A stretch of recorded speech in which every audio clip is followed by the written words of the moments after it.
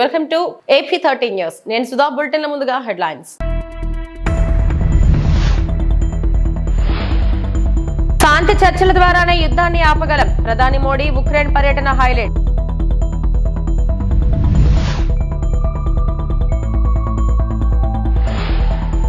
అక్రమ ఇసుక తవ్వకాలే అన్నమయ్య డ్యాం పాలిట శాపమన్న డిప్యూటీ సీఎం పవన్ కళ్యాణ్.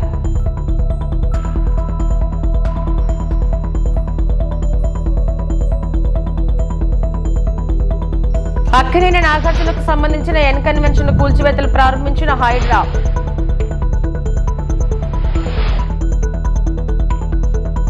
ఓవైపు భీకర యుద్ధం నడుస్తుంది, ఇంకోవైపు శాంతి సందేశాన్ని మోసుకెళ్లారు ప్రధాని మోదీ. ఉక్రెయిన్ లో పరిస్థితులు దారుణంగా ఉన్న భారత ప్రధాని సాహసోపేతమైన పర్యటన చేశారు. ఈ సందర్భంగా ఉక్రెయిన్ అధ్యక్షుడు జెలెన్స్కీతో చారిత్రక భేటీ జరిగింది.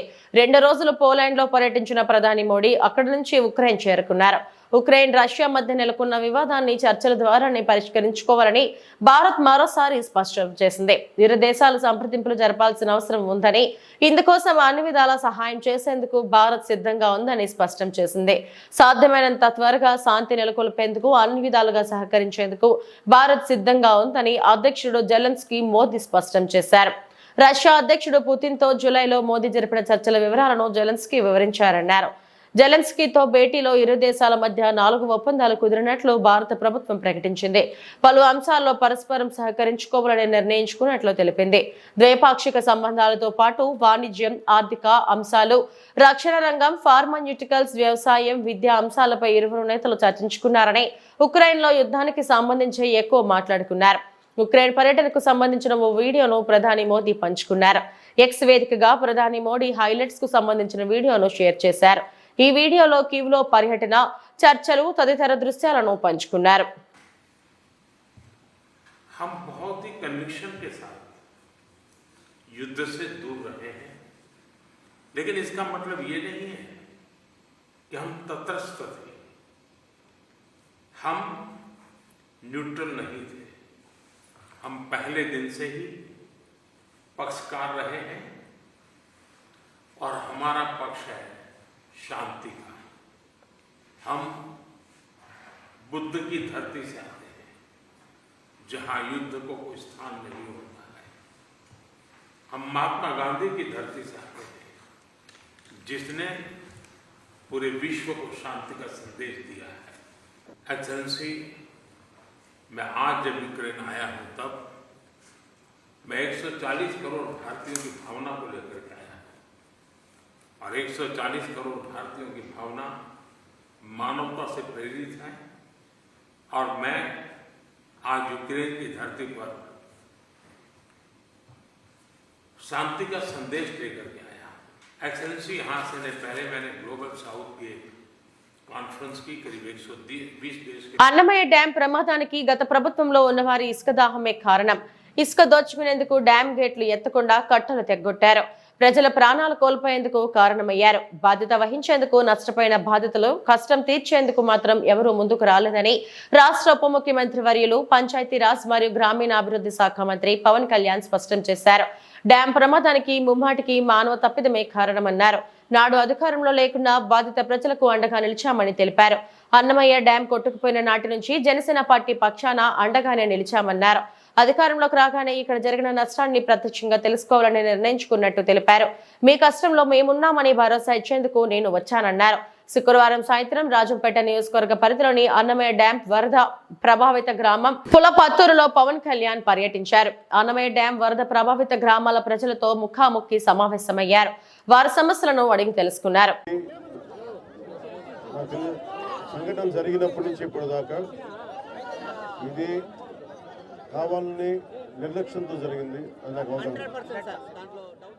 అది ఏంటంటే మీకు న్యాయం జరిగేలాగా ముందస్తుగా ఇలాంటి తప్పులు జరిగినప్పుడు ఎవరో ఒకరు బాధ్యత తీసుకోవాలి. దీని మీద ఒక హై లెవెల్ కమిటీ వేసి ఎవరు బాధ్యత వహించారు, ఎందుకు నిర్లక్ష్యం వహించారు.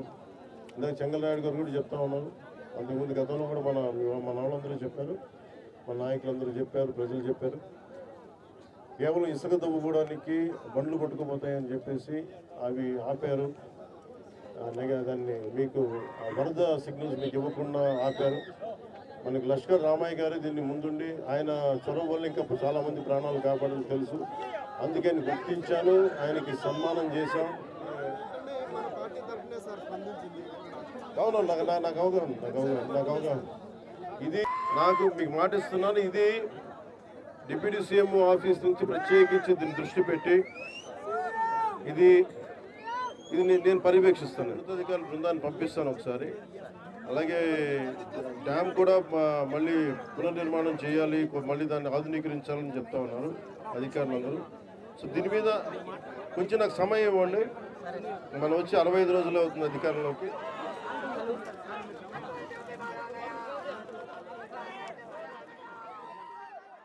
పశ్చిమ గోదావరి జిల్లా పాలకొల్లు మండలం లంకలకోడేరు గ్రామంలో జరిగిన గ్రామ సభలో పాల్గొన్న మంత్రి నిమ్మల రామానాయుడు. ఈ సందర్భంగా ఆయన మాట్లాడుతూ గ్రామ పంచాయతీల నిధులు కాజేసి సర్పంచ్లను భిక్షమెత్తుకునేలా చేసిన ఘనత నాటి వైసీపీ ప్రభుత్వానిదని, నాటి వైసీపీ సర్కార్ స్థానిక సంస్థలను అడ్డి విరిస్తే టీడీపీ, బీజేపీ, జనసేనలు, ఎన్డీఏ ప్రభుత్వం గ్రామ పంచాయతీలకు ఊపిరినిస్తోందన్నారు. కేంద్ర ఆర్థిక సంఘ నిధులు, పంచాయతీ నిధులు సర్పంచులకే ఇచ్చి రాష్ట్ర వ్యాప్తంగా ఉన్న 13,326 సర్పంచులు తలెత్తుకునేలా చేస్తున్న ఘనత చంద్రబాబు, పవన్ కళ్యాణ్లదని, స్థానిక పాలన సక్రమంగా జరగాలంటే గ్రామస్తుల సమిష్ట నిర్ణయం అవసరమని గ్రామ సభలను నిర్వహిస్తున్నాం. కూటమి ప్రభుత్వం అధికారంలోకి వస్తే పారదర్శకం, జవాబుదారీతనంతో కూడిన పాలన అందిస్తామని ఇచ్చిన మాటను నేడు నిలబెట్టుకుంటున్నామన్నారు. 2014 నుండి 19 వరకు రాష్ట్ర వ్యాప్తంగా పంచాయతీల ఆదాయం 240 కోట్లు ఉంటే 2019 నుండి 23 వరకు ఆదాయం 170 కోట్లకు పడిపోయింది. గత ప్రభుత్వం పంచాయతీలను నిర్వీర్యం చేస్తే మన ప్రభుత్వం పంచాయతీలకు స్వతంత్ర ప్రతిపత్తితో గౌరవాన్ని కాపాడుతామన్నారు. ఆ సర్పంచుల్ని ఎన్నో ఆశలతోటి వాళ్ళని ఓట్లేసి గెలిపించుకుంటారు. ఎందుకంటే స్థానికంగా కళ్ళు తెరిచి కళ్ళు చూస్తే ఎదురుగుండా పంచాయతీ వార్డు మెంబర్ కనిపిస్తాడు, సర్పంచ్ కనిపిస్తాడు. మీ సమస్యను అప్పటికప్పుడే పరిష్కరించగలుగుతాడనేటువంటి నమ్మకం, విశ్వాసంతో మనం పంచాయతీ సర్పంచుల్ని మనం ఎన్నుకుంటాం. కానీ దురదృష్టం, గత 19, 24, 5 సంవత్సరాల పాలనలో పంచాయతీ వ్యవస్థే ఆంధ్రప్రదేశ్ రాష్ట్రంలో నిర్వీర్యమైపోయినటువంటి పరిస్థితి. పంచాయతీ వ్యవస్థే విధ్వంసానికి గురైనటువంటి పరిస్థితి. ఎందుకంటే మనందరం కూడా చూసాం, గ్రామాల్లో అత్యంత అవసరమైనటువంటి పారిశుధ్యం, కనీసం 4 బ్లీచింగ్ బస్తాలు కొనుక్కొని 4 ముగ్గు బస్తాలు తెచ్చి గ్రామంలో శానిటేషన్ వర్క్ చేస్తామనంటే పంచాయతీలో చిల్లి గవ్వలేనిటువంటి పరిస్థితి. ఏదైతే గ్రామాలకు సంబంధించినటువంటి చెత్త సేకరణ అనేది అత్యంత అవసరం. అటువంటి చెత్త సేకరణ చేసినటువంటి రిక్షా ఎవరైతే ఉన్నాడో వాళ్ళకి ఇచ్చే 5,000 రూపాయలు కనీసం మినిమం ఏదైతే ఇచ్చేటువంటి ఆ వేతనం కూడా ఇవ్వడానికి పంచాయతీల్లో చిల్లి గవ్వలేనిటువంటి పరిస్థితి. ఏదైతే మీడియాలో చూసాం, పత్రికల్లో చూసాం, సర్పంచులు భిక్షమెత్తి, అంటే ఒకప్పుడు సర్పంచ్ అంటే తలెత్తుకుని గౌరవంగా నిలబడి తిరిగేటువంటి సర్పంచ్ గత 5 సంవత్సరాల పాలనలో భిక్షమెత్తినటువంటి సర్పంచులు చూసాం. ఏదైతే ఆ యొక్క చెత్త రిక్షాలను సర్పంచ్ లాక్కెళ్ళి నిరసన వ్యక్తం చేసినటువంటి పరిస్థితి గత పాలనలో చూసాం. చేత భవిష్యత్తులో అటువంటి పరిస్థితి రాకుండా ఉండాలి. సర్పంచులు కూడా సగర్వంగా తలెత్తుకుని తిరగాలి, పంచాయతీని బలోపేతం చేయాలి. ఏదైతే కేంద్ర ఆర్థిక సంఘం నుంచి వచ్చేటువంటి ప్రతి రూపాయి కూడా పంచాయతీలకి చేరాలి. పంచాయతీల్లో వివిధ రకాలుగా వచ్చేటువంటి ఆదాయం ఏదైతే ఉందో అది ఆ పంచాయతీ స్వేచ్ఛగా ఖర్చు పెట్టుకునేటువంటి పరిస్థితి ఉండాలి అనేటువంటి ఆలోచనతో. ఎందుకంటే గతంలో ఆర్థిక సంఘం నిధులు వచ్చిన మరుక్షణమే పంచాయతీల నుంచి మాయమైపోయి మళ్ళీ జగన్మోహన్ రెడ్డి గారు అకౌంట్కి వెళ్ళిపోయాయి.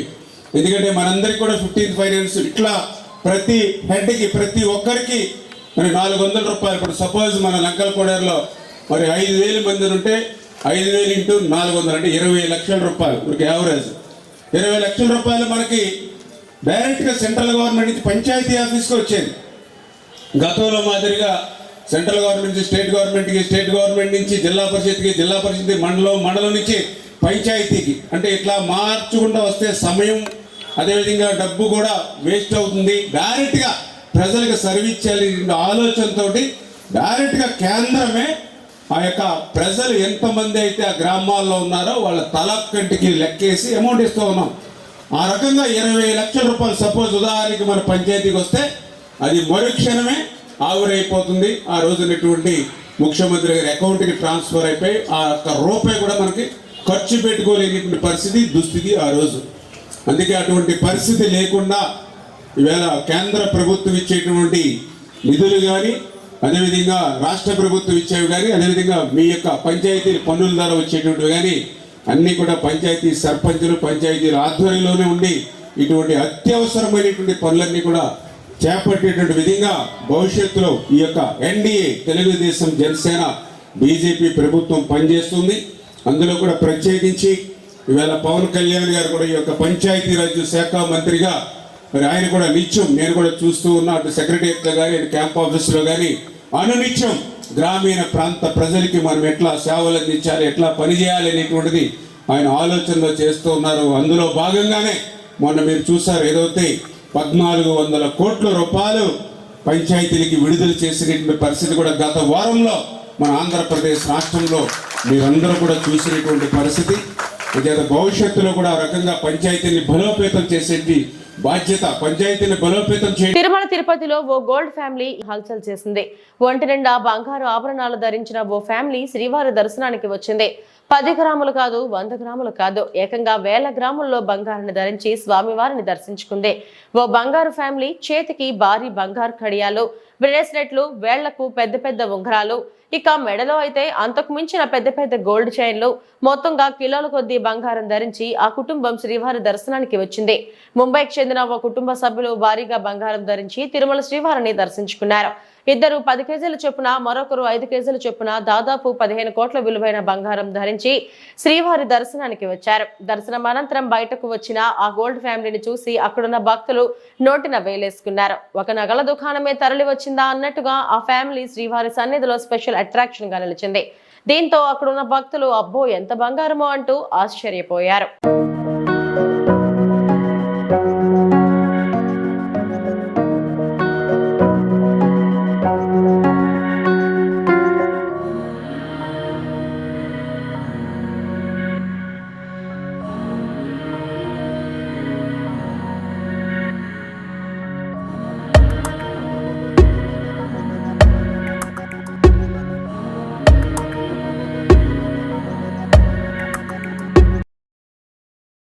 సెప్టెంబర్ 1 నుంచి రాష్ట్రంలో బీజేపీ సభ్యత్వ నమోదు కార్యక్రమాన్ని చేపడుతున్నట్లు కేంద్ర పరిశ్రమల శాఖ సహాయ మంత్రి శ్రీనివాస్ వర్మ చెప్పారు.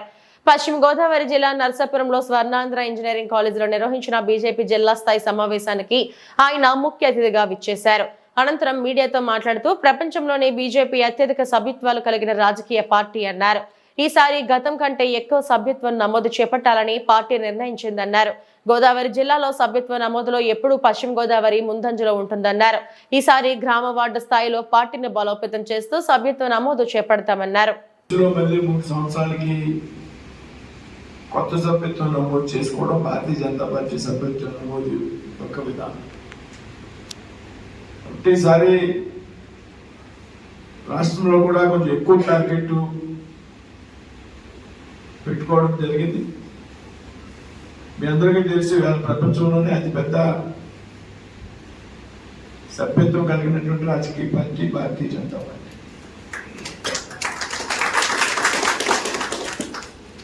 కాబట్టి మన కర్తవ్యంగా మనందరం కూడా రేపు అక్టోబర్ 1వ తారీఖు నుంచి సెప్టెంబర్ 1వ తారీఖు నుంచి ప్రారంభమయ్యేటువంటి నమోదు కార్యక్రమంలో క్రియాశీలకమైనటువంటి బాధ్యత తీసుకోవాలి. సభ్యత్వం నమోదుని చాలా ఎక్కువగా చేయాల్సినటువంటి అవసరం కూడా ఉంది. ఏదైతే గతంలో రాష్ట్రంలో దాదాపు 30 లక్షల సభ్యత్వం ఉంది, దాన్ని బాగా పెంచాలని, దాదాపు 1 కోటి సభ్యత్వం చేయాలని మొన్న జరిగినటువంటి విజయవాడలో జరిగినటువంటి రాష్ట్ర కార్యశాలలో రాష్ట్ర పెద్దలు జాతీయ పెద్దలు చెప్పడం జరిగింది.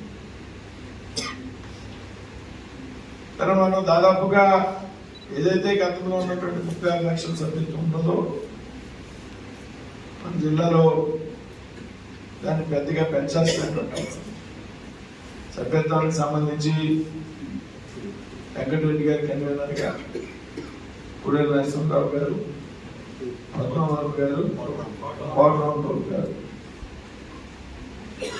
వారి యొక్క అందరూ సక్సెస్ చేస్తేనే కానీ అంటే వాళ్ళు కొన్ని పేర్లు మనం అనుకోవాలి కాబట్టి రాష్ట్ర పార్టీ ఇన్ఛార్జీలుగా వారిని పెట్టిన ప్రతి ఒక్కరిలో మన స్థాయిలో అసెంబ్లీ కన్వీనర్గా ఉన్నటువంటి వ్యక్తులు, మండల అధ్యక్షులు, స్థానికంగా ఉన్నటువంటి నాయకత్వం అంతా కూడా పెద్ద ఎత్తున నమోదు చేయాల్సినటువంటి అవసరం ఉంది. అయితే పూర్వంలాగే మిస్డ్ కాల్ సిస్టమ్ ఉన్నది. అదేవిధంగా పూర్వం కుటుంబంలో ఒకరు ఫోన్ తీసుకుంటే మిగతా వాళ్ళని కొట్టేటువంటి అవకాశం ఉంది. ఈసారి అవకాశం లేదు. ప్రతి ఒక్కరికి ఖచ్చితంగా ఇండివిజువల్గా ఫోన్ ఉండాల్సినటువంటి అవసరం ఉందనేటువంటి విషయాన్ని చెప్పడం జరిగింది. అలాగే క్యూఆర్ కోడ్ ఆధారంగా కూడా చేయొచ్చు అని చెప్పడం జరిగింది. 2-3 మార్పులు ఉన్నాయి నమో యాప్లో. కాబట్టి మనం పనిలోకి దిగిన తర్వాత అందులో వచ్చేటువంటి టెక్నికాలిటీస్ని మనం సరి చేసుకుంటూ పెద్ద ఎత్తున రాష్ట్రంలోనే నరసాపురం పార్లమెంట్ జిల్లా సభ్యత్వ నమోదులో మొదటి స్థాయిలో ఉండాల్సినటువంటి అవసరం ఉంది. ఆ విధంగా మనం అందరూ కృషి చేయాలి. చెప్తున్నానంటే కనిగిరిలో బాలికల వసతి గృహాన్ని, కమ్యూనిటీ వైద్యశాలను తనిఖీ చేసిన రాష్ట్ర సాంఘిక సంక్షేమ శాఖ మంత్రి శ్రీ డోలా శ్రీ బాలా వీరాంజనేయ స్వామి, ప్రకాశం జిల్లా కలెక్టర్ శ్రీమతి ఏ తమీం అన్సారియా, శాసనసభ్యులు శ్రీ ముక్కు ఉగ్ర నరసింహారెడ్డి.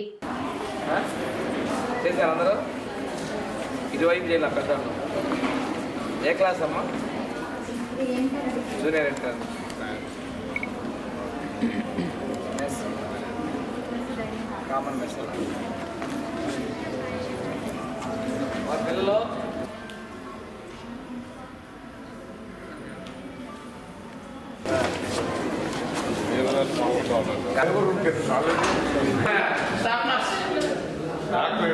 ఈరోజు మన జిల్లా కలెక్టర్ గారు తమీం అన్సారియా గారు, కనిగిరి శాసనసభ్యులు డాక్టర్ ఉగ్గు నరసింహారెడ్డి గారు, మేము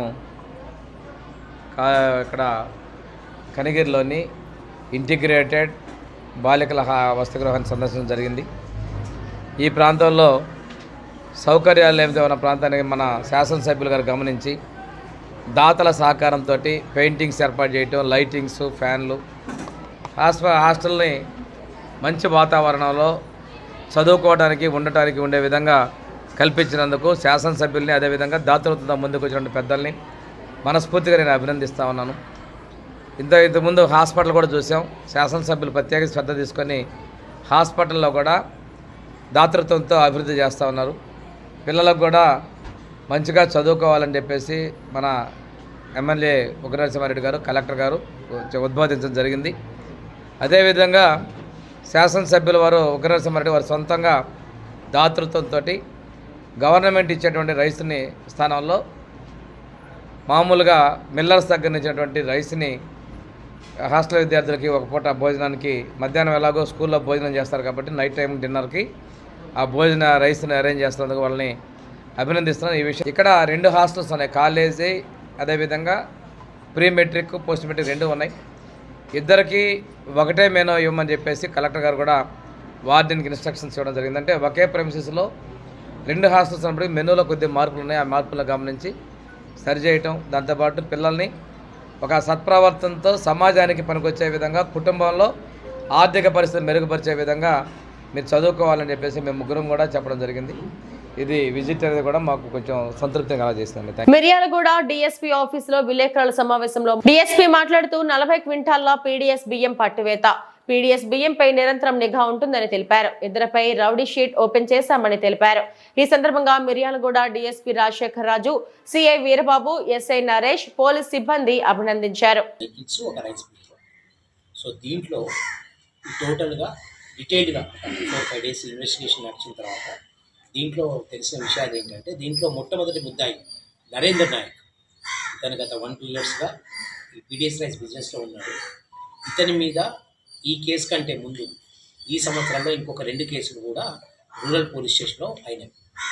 ఇతను తనకి టచ్లో ఉండేటటువంటి రమావత్ సీను, హీరావత్ సోని, ఉట్ట వెంకటేశ్వర్లు వీళ్ళ దగ్గర పీడిఎస్ రైస్ ప్రొక్యూర్ చేసుకొని దీన్ని కొంతమంది బ్రోకెన్ రైట్స్ అంటే నూకలు ట్రాన్స్పోర్ట్ చేసే లైసెన్స్ కలిగి ఉన్నారు కొంతమంది.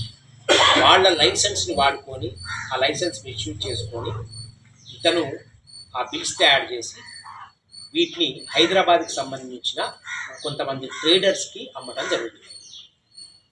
సో దీంట్లో ఈ ధరావత్ నరేందర్, ఇతనికి సప్లై చేసినటువంటి రైస్ సప్లై చేసేవాళ్ళు, దీంట్లో వెంకటరెడ్డి అనేటటువంటి ఒక డీలర్తో సహా 5గురు, తర్వాత వీళ్ళకి బిల్స్ ఇచ్చేటటువంటి 3, వీళ్ళందరినీ కూడా ఈరోజు అరెస్ట్ చేయడం జరిగింది. సో వీళ్ళందరూ వాళ్ళ బిల్స్ ఎవరికైతే లైసెన్స్లు ఉన్నాయో బ్రోకెన్ రైస్ ట్రాన్స్పోర్ట్ చేయడానికి లైసెన్సెస్ని క్యాన్సిలేషన్ గురించి జిల్లాధికారులకు రాస్తున్నాము. అదేవిధంగా ఇంపార్టెంట్, ఈ ధరావత్ నరేందర్ అతను గతంలో కూడా ఇతని మీద ఒక 4-5 పీడిఎస్ యాక్ట్ కేసులు ఉన్నాయి. ఇతని వల్ల ఇక్కడ తీవ్రంగా ల్యాండ్ ఆర్డర్ డిస్టర్బ్ అవుతా ఉందని చెప్పి ఇదే రూరల్ పోలీస్ స్టేషన్లో మొన్నటి రోజున ఇతని మీద రౌడీ షీట్ ఓపెన్ చేయడం జరిగింది. అదేవిధంగా మిర్యాలగూడ పట్టణానికి చెందినటువంటి రమణ అనే అతని మీద కూడా మిర్యాలగూడ 1 టౌన్లో గతంలో అతని మీద పీడీ యాక్ట్ ఉంది. మళ్ళీ ఈరోజు అతని మీద కూడా రౌడీ షీట్ ఓపెన్ చేయడం జరిగింది. సో జిల్లా ఎస్పీ గారి ఆదేశాల మేరకు మరొకసారి పీడిఎస్ రైస్ బిజినెస్ చేసే వాళ్ళందరికీ కూడా సీరియస్ వార్నింగ్, ఈ పీడిఎస్ రైస్ బిజినెస్ని బంద్ చేసుకోవాలి. పోలీస్ వాళ్ళకి సాధ్యమైనంత వరకు మాకున్న సమాచారాన్ని, పబ్లిక్ ఇచ్చే సమాచారాన్ని బట్టి ఎక్కడ కూడా పీడిఎస్ రైసు బిజినెస్ జరగకుండా మేము ప్రయత్నం చేస్తాం. దీంట్లో ఇంకా ఈ నరేందర్ నాయక్ని ముఖ్యంగా పోలీస్ కస్టడీకి తీసుకోవాల్సింది ఈరోజు రిమాండ్ చేసిన తర్వాత. ఇవి కాకుండా ఇంకా ఎవరెవరు ఇతనికి హెల్ప్ చేసేవాళ్ళు ఉన్నారు, ఇతనికి రైస్ సప్లై చేసేవాళ్ళు, లైసెన్స్ రూపంలో ఇతనికి సపోర్ట్ చేసేవాళ్ళు, ఈ ఫైనల్గా దీన్ని కొనేవాళ్ళు ఎవరైతే ఉన్నారో వాళ్ళు తెలుసుకుంటున్నారా తెలియకుంటున్నారా అనేది కూడా దీంట్లో ఇంకా వెరిఫై చేయాల్సి వచ్చింది. ఈ రోజు నాగార్జునకు సంబంధించిన ఎన్ కన్వెన్షన్ ను కూల్చివేస్తుంది హైడ్రా. పోలీసులు బందోబస్తు మధ్యలో కూల్చివేతలో చేపట్టారు అధికారులు. తిమ్మిడికుంటకు సంబంధించిన బఫర్ లో ఎన్ కన్వెన్షన్ నిర్మాణాలను చేపట్టారని అనేక ఫిర్యాదులు రావడంతో కూల్చివేతలు జరుపుతున్నారు అధికారులు.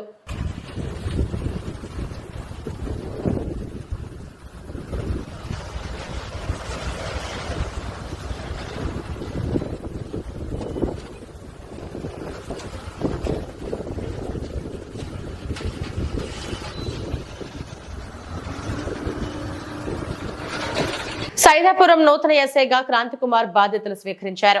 సైదాపురం ఎస్ఐగా క్రాంతికుమార్ శనివారం ఉదయం బాధ్యతలు చేపట్టారు. ఆయన డీసీఆర్బీ నెల్లూరు దిశ పోలీస్ స్టేషన్ లో ఎస్ఐగా పనిచేస్తూ బదిలీపై సైదాపురంకు వచ్చారు.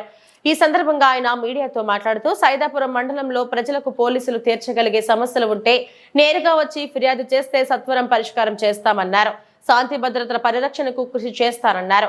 నేరాల నియంత్రణకు చర్యలు తీసుకుంటామని వెల్లడించారు. వాహన చోదకులు తప్పనిసరిగా రికార్డులు ఆ వాహనంలో ఉంచుకోవాలని తెలియజేస్తున్నామన్నారు. బైకులు 2కి మించి ప్రయాణిస్తే చర్యలు తప్పవన్నారు. బైక్ చోదకులు హెల్మెట్లు ధరించి డ్రైవింగ్ చేయాలన్నారు. బస్టాండ్ ప్రదేశంలో కాలేజీల వద్ద విద్యార్థులను ఈవ్ టీజింగ్ పాల్పడే వారిపై కఠిన చర్యలు తప్పవని ఆయన హెచ్చరించారు.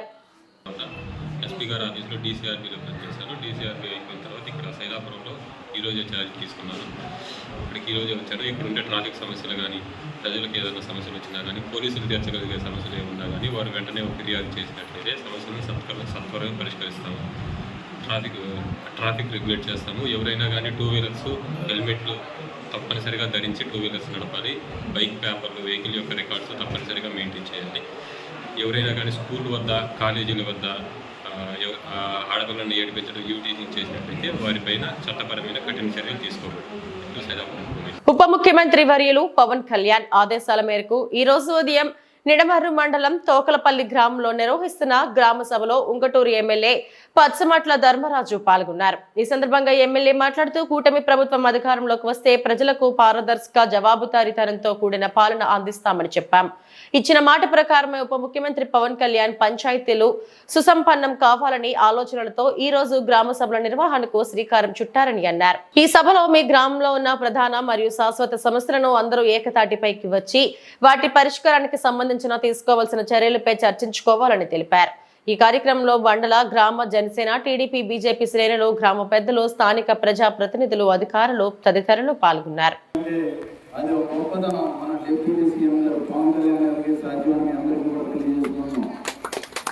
ఎందుకంటే మీ గ్రామంలో మీరందరూ కూడా కలిసి మన గ్రామానికి ఏం అవసరం, మంచినీళ్ళు ఉన్నాయా, మంచినీళ్ళ గురించి ఆల్రెడీ చెప్పారు. అది మనకి జల జీవన్ మిషన్ ద్వారా 100% మన గ్రామంలో మంచినీళ్ళు ఇచ్చే దిశగా మీరందరూ కూడా ఒక ప్లానింగ్ రెడీ చేసుకుని, ఒకవేళ మీకు ఏమైనా ఇబ్బందులు ఉంటే ఇక్కడ హెల్ప్ డెస్క్ పెట్టారు. ఆల్రెడీ అధికారులు కూడా ఇక్కడే ఉన్నారు. అధికారులతో మీకున్న సమస్యను కంపల్సరీ మీరు తెలియజేస్తేనే దాన్ని నేను చేయగలనని మీకు కూడా చెప్తున్నాను. దాన్ని మీరు అందరూ కూడా మంచినీటికి ఏదైనా సమస్య ఉన్నా సరే దాన్ని చెప్పండి. అలాగే పెద్దలందరూ కూడా కూర్చుని దాన్ని ఏ విధంగా మనం పరిష్కారం చేయాలని, అంటే మీరు ప్రశ్న అడగడం కాదు, జవాబు కూడా మీ గ్రామం నుంచి రావాలి. మనం దాన్ని ఆ జవాబు ద్వారా మనం ఆ సమస్యను కూడా పరిష్కరించే విధంగానే మన ప్రణాళిక ఉంది. ఎందుకంటే మనకు చాలా అవసరం, మంచినీళ్ళు ఎంత అవసరమో కూడా నాకు చాలా బాగా తెలుసు. దాన్ని 100% మనం కంప్లీట్ చేస్తున్నాము ఈరోజు. అలాగే మనకి సీసీ డ్రైన్స్ కానీ డ్రైనేజ్ ఉన్నాయి.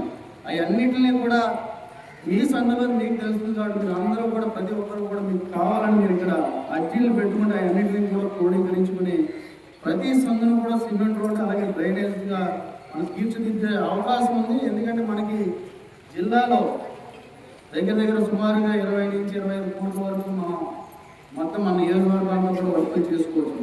మనం అంత గ్రాండ్ మనకు ఉంది. ఎందుకంటే ఈ పనికి ఆధారపడడం ద్వారా కాంపనెంట్ కింద మనకు వచ్చే డబ్బులతో మనం అందరం కూడా తీర్చిదిద్దుకోవచ్చు. దానికి సంబంధించి మీరు ఒక మాస్టర్ ప్లాన్ తయారు చేసుకుని ముందుగా ఏది చేసుకోవచ్చు, ఏది చెందొచ్చని మీరు అందరూ కూడా నిర్ణయం తీసుకొని కలిసి, అంటే మీరు ఆల్రెడీ కోటపల్లి గ్రామం నాకు ఎప్పటి నుంచో తెలుసు, మీరు అందరూ కూడా కలిసి ఒక మాట మీద ఈ గ్రామ అభివృద్ధికి మీరు అందరూ కూడా తోడ్పడుతున్నారు. అలాగే అదే దిశలో మనని ఒక స్వర్ణ గ్రామంగా తీర్చిదిద్దేటట్టు మీ అందరి సహాయ సహకారాలు ఉంటే మీ అందరికీ కూడా బలంగా నేను నిలబడి మన ప్రభుత్వం నుంచి గ్రాంట్లు అన్నీ కూడా తీసుకొచ్చి మీ గ్రామాన్ని స్వర్ణ గ్రామంగా తీర్చిదిద్దడమే నా లక్ష్యం. ఎందుకంటే మీకు ఎలక్షన్ మీరు చెప్పడం జరిగింది, ఎలక్షన్ కూడా మేము ఓట్లు అడగడానికి వచ్చినప్పుడు మీ అందరికీ కూడా మా గ్రామంతో పాటు మీ గ్రామాన్ని కూడా ఇది నా సొంత గ్రామంగా చూసుకుని మీరు అభివృద్ధి చేస్తానని ఏదైతే మాట చెప్పానో ఆ మాట కూడా నేను కట్టుబడి ఉండి మీకు ఏది అవసరమైనా సరే ఈరోజు ఈ గ్రామ సభ ద్వారా ప్రతి విషయాన్ని కూడా మీరు మాట్లాడుకుని తీర్మానం చేస్తే ప్రతి విషయాన్ని కూడా చేయగల మనం ఈ బులెటిన్ ఇంతటితో సమాప్తం. నమస్తే.